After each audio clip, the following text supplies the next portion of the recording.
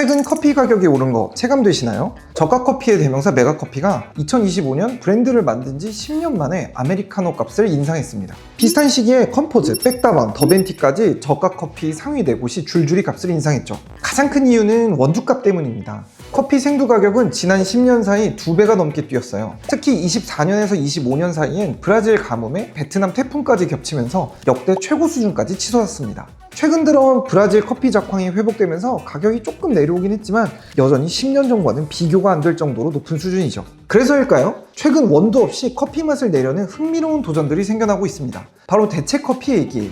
오늘의 알쓸식잡은 원두 없는 커피, 대체 커피가 진짜 커피를 대신할 수 있을지 다뤄봅니다. 원두 없는 커피의 역사는 생각보다 오래됐습니다. 1806년 프랑스, 나폴레옹은 그 당시 영국 경제를 무너뜨리겠다며 유럽과 영국 간의 무역을 전면 차단하는 대륙 봉쇄령을 내리는데요. 하지만 정작 영국이 맛봉쇄로 대응하면서 식민지에서 들어오던 커피가 프랑스로 들어오지 못하게 되었죠. 커피 없이는 못 살던 프랑스인들이 대안으로 내놓은 것이 바로 치커리였습니다. 민들레 사촌뻘 되는 식물인데 뿌리를 볶으면 커피처럼 짙은 색과 쌉쌀한 맛이 나거든요. 이게 얼마나 빠르게 퍼졌는지 프랑스의 치커리 수출량이 1835년에는 약 125만 파운드에서 25년 만에 1600만 파운드로 10배 넘게 불어났을 정도였죠. 이후 비슷한 사례가 또 일어납니다. 1860년대 미국 남북전쟁 때 북군이 남부 항구를 최대 규모로 해상 봉쇄하면서 당시 미국에서 두 번째로 큰 커피 수입항이었던 뉴올리언스의 커피 공급이 뚝 끊겼거든요. 그러자 뉴올리언스 사람들도 커피에 치커리를 섞어 마시기 시작했다는 이야기가 있습니다. 당시에 문을 열었던 뉴올리언스의 카페 듀 몽드는 지금도 치커리 섞은 커피를 판매하고 있다네요. 이후에도 밀기울 등 다른 원료를 볶아 커피 맛을 내려는 시도는 꾸준히 있었습니다. 하지만 문제는 200년이 지나도록 이게 진짜 커피 맛을 내지는 못했다는 점입니다. 끽해봐야 보리차 맛 정도의 수준이었죠. 그러면 요새 시도하는 대체 커피들은 뭐가 다를까요? 예전과 비교해 기본 재료는 사실 크게 달라진 게 없습니다만 분석 기술이 비약적으로 발전했습니다. 지금은 커피의 맛과 향을 만드는 800개가 넘는 화합물을 분자 단위로 정밀하게 분석하거든요. 그 다음 대추씨, 병아리콩, 왕겨, 포도껍질 같은 천연 재료를 배합해 그 향을 그대로 재현해내는 거죠. 카페인은 넣지 않을 때도 있고 필요하다면 커피 대신 녹차나 홍차잎에서 뽑아 넣습니다. 그러니까 현대화된 분석 기술을 이용해서 정말 정교하게 맛과 향을 복제하는 것이 현대 대체 커피의 핵심 기술이라고 볼 수 있는 거죠. 커피는 전 세계적인 수요를 자랑하는 시장인 만큼 실제로 성과를 내는 회사들이 하나둘씩 나오고 있는데요. 첫 번째 주자는 미국의 보야지 푸드입니다. 병아리콩과 왕겨 같은 곡물 원료에 녹차에서 뽑은 카페인을 더해 커피 맛을 재현하는데요. 24년에는 세계 최대 곡물 유통기업 중 하나인 카길과 독점 유통계약을 맺었습니다. 카길은 글로벌 곡물 유통망을 쥐고 있는 거대 기업인 만큼 사실상 대량 공급 채널을 확보한 셈이죠. 가격도 기존 커피보다는 40% 이상 저렴하다고 하고요. 두 번째는 미국 시애틀의 아토모입니다.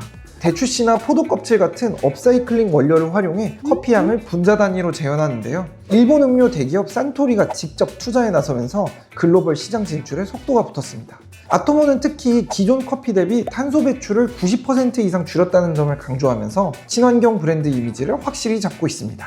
국내에서 최근 주목을 받는 건 산스라는 카페입니다. 방송인이자 재료공학을 전공한 김경훈 대표가 운영하는 카페로 서울 익선동에 전 세계에서 유일한 대체 커피 전문 매장을 열었습니다. 신세계그룹의 투자를 받기도 했고 최근 여러 대중매체에 언급이 되면서 이번에는 대체 커피라도 조금 다르지 않을까라는 기대를 받고 있는 중이죠. 그렇다면 대체 커피의 시장 규모는 도대체 얼마나 될까요? 리서치 회사마다 3조 원에서 22조 원까지 제각각 추정치는 다르지만 어느 쪽이든 이미 조 단위로 굴러가는 거대 시장이 되었다는 점은 분명합니다. 자, 그렇다면 진짜 대체 커피는 커피를 대체하는 새로운 음료가 될 수 있을까요? 아무리 기술이 발달했다고 하더라도 아직은 넘어야 할 산이 많습니다. 가장 큰 걸림돌은 여전히 맛입니다. 각종 유튜브의 블라인드 테스트 영상만 보더라도 대부분 대체 커피를 명확하게 골라내거든요. 커피 맛 아주 근처까지는 같지만 여전히 구별은 가능하다는 것이죠. 일례로 아까 성공 사례로 나왔던 아토모조차 순수 대체 제품을 냈다가 안 팔리니까 결국 기존 원두를 절반 섞은 하이브리드 제품으로 한 발 물러섰거든요. 블루보틀도 대체 커피를 내고 있지만 원두에 치커리를 섞는 식이고요. 그리고 기존 커피 회사들의 반격도 만만치 않습니다. 스타벅스는 기후에 강한 아라비카 품종 6가지를 개발해 농민들에게 무상으로 보급하기 시작했고 네슬레는 병충해에 강한 품종을 내놨습니다. 그리고 아예 세포를 배양해서 커피를 만드는 연구까지 진행 중이고요. 그러니까 기존 커피 회사들은 이렇게 이야기하고 있는 겁니다. 우리가 잘 자라는 품종을 내줄 테니 굳이 귀찮게 대체 원료를 구하러 다니지 말라는 거죠. 뿐만 아니라 여기에는 커피 농가의 생계 문제도 얽혀 있습니다. 전 세계 커피의 80%는 개발도상국의 소규모 농가들이 재배합니다. 그들의 인구수만 대략 1억 2,500만 명에 달하죠. 대체 커피가 진짜 커피를 완전히 대체해버리면 이들의 생계 수단이 한순간에 위협을 받을 수 있습니다. 자, 200년 전부터 세상에 도전장을 던지고 있는 대체커피. 아직 갈 길이 멀어 보이지만 제로콜라나 디카페인이 그랬듯 몇 년 뒤에는 카페 메뉴판에 익숙한 선택지가 되어 있을 수도 있습니다. 여러분들은 어떻게 생각하시나요? 대체커피는 과연 우리 미래의 새로운 기호음료로 자리 잡게 될까요? 아니면 커피의 아성을 무너뜨리지 못하고 그저 그런 음료로 남게 될까요? 댓글로 의견 남겨주시면 감사하겠습니다. 그러면 저희는 다음 알쓸 시절에서 뵙도록 할게요. 안녕!